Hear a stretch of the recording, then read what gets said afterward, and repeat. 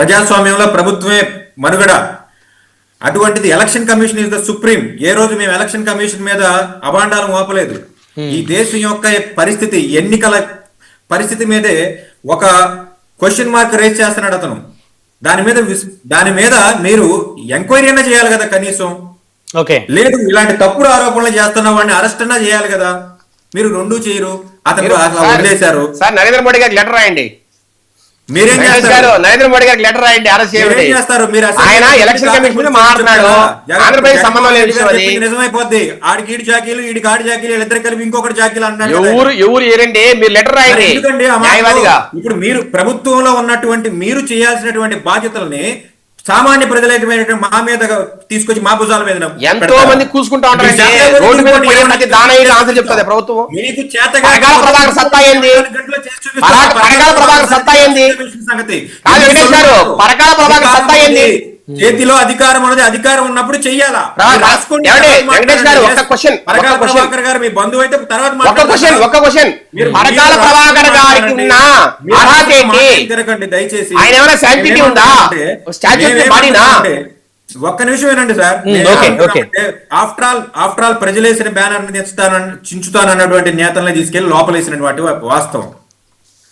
Social మీడియాలో పోస్టులు పెట్టిన వాళ్ళం అరెస్ట్ చేసి చిత్రహింసలు పెడుతున్న మాట వాస్తవం. చిత్రహింసలు ఎక్కడ పెట్టలేదులేండి వెంకటేష్ గారు. మీరు రాంబాబు గారు పంగజీల్చాడని చెప్తున్నాడు కదా. సరే, రాంబాబు గారు చెప్తారు సార్, అయితే మీరు రాంబాబు గారిని ఇబ్బంది పెట్టారండి సార్, దానికి నేను యాక్సెప్ట్ చేస్తాను. అందరినీ అంటే మీరు సోషల్ మీడియా అరెస్ట్ చేసిన సోషల్ మీడియా పోస్టులు జనసేన పార్టీకి సంబంధించిన వాళ్లతో సహా చిత్రహింసలు లేకుండా బయటకు వచ్చిన వాడు ఒక్కడ లేడు. జనసేన కూడా చిత్రహింసలు పెట్టారా? ఎందుకు పెట్టలేదు? మీకు తెలియదా? సోషల్ మీడియా అరెస్టులు ఏ ప్రభుత్వంలో జరిగినా గానీ గత టీడీపీ ప్రభుత్వంలో నాగేంద్ర బాబు గారు వచ్చి మీరు జనసేన కార్యకర్తల్ని బయటికి వదలకపోతే నేను గుంటూరు వచ్చి కూర్చుంటానని చెప్పిన మాట వాస్తవం కదా. అప్పుడు ఉన్నటువంటి టీడీపీ ప్రభుత్వం మీద ఏ జనసేన వాళ్ళు ఏమైనా దిగొచ్చారా? అప్పుడు కూడా ఇదే పవన్ కళ్యాణ్ గారు కూడా వెంకటేష్ గారు జనసేన తెలుగుదేశానికి ఈ సబ్జెక్ట్ ఓకే వెంకటేష్ గారు, సరే ఇంకా మనం చర్చ పక్కదోవ పడుతుంది వెంకటేష్ గారు. అయితే జాకీలు వేస్తున్నారంటారు, అసెంబ్లీకి వెళ్ళడం వల్ల ఉపయోగం లేదు. జగన్మోహన్ రెడ్డి గారు మాట్లాడిన మాటలనే మీరు ఏకీభవిస్తారు ఆ మాటలతోటి?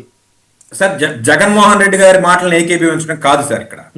ఇక్కడ జరుగుతున్నది ఏంటంటే పవన్ కళ్యాణ్ గారు స్ట్రిక్ట్ గా ఏం చెప్తున్నారంటే నేటికి కూడా ఇంకా 15 సంవత్సరాల యొక్క చంద్రబాబు నాయుడు గారి యొక్క ఆధ్వర్యంలో నేను వర్క్ నేర్చుకోవాలి కాబట్టి నేను ఆయనతో పాటే ఉంటానని చెప్పేసి ఆయన చంద్రబాబు నాయుడు గారిని పొగుడుతున్నారు. ఆయన వర్క్ నేర్చుకోవాలి కాబట్టి ఉంటానని అయితే అనలేదు ఎక్కడ. చంద్రబాబు గారు 15 ఏళ్ళు ముఖ్యమంత్రిగా ఉండాలని భాషలో దాన్నే జాకీలేసి లేపుతున్నాడు అంటున్నాడు ఆయన. ఇప్పుడు మాకు విజయవాడ భాషలో వేరే అంటాం అంటే ఒకళ్ళు. ఓకే, అంటే మీ భాష మరి మీకు అర్థాలు వేరుంటాయేమో. మాకు అదే కదా, సొంత డబ్బా తెలంగాణలో అయితే సొంత డబ్బా, పరడబ్బా, పరస్పర డబ్బా అంట నేనైతే.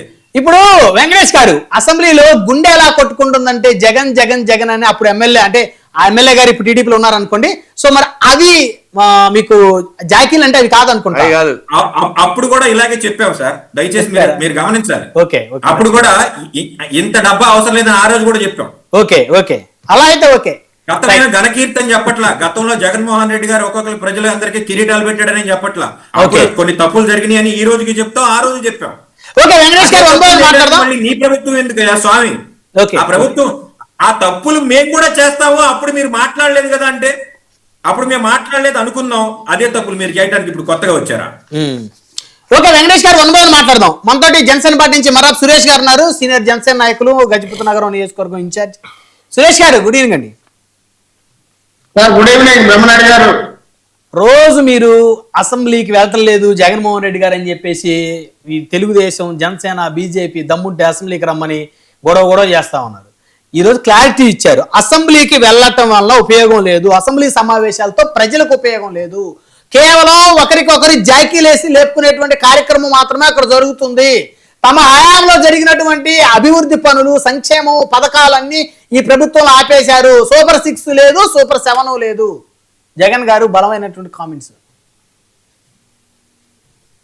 సార్ బ్రహ్మనాయుడు గారు, అందరికీ ప్యానల్ సభ్యులందరికీ నమస్కారం, అలాగే 99 వీక్షకులకు కూడా నా నమస్కారాలు తెలియజేస్తున్నాను. ఇక్కడ జగన్మోహన్ రెడ్డి గారి ప్రెస్ మీట్ అయితే నేను చూడలేదు సార్, ఎందుకంటే మేము సభ్యత్వ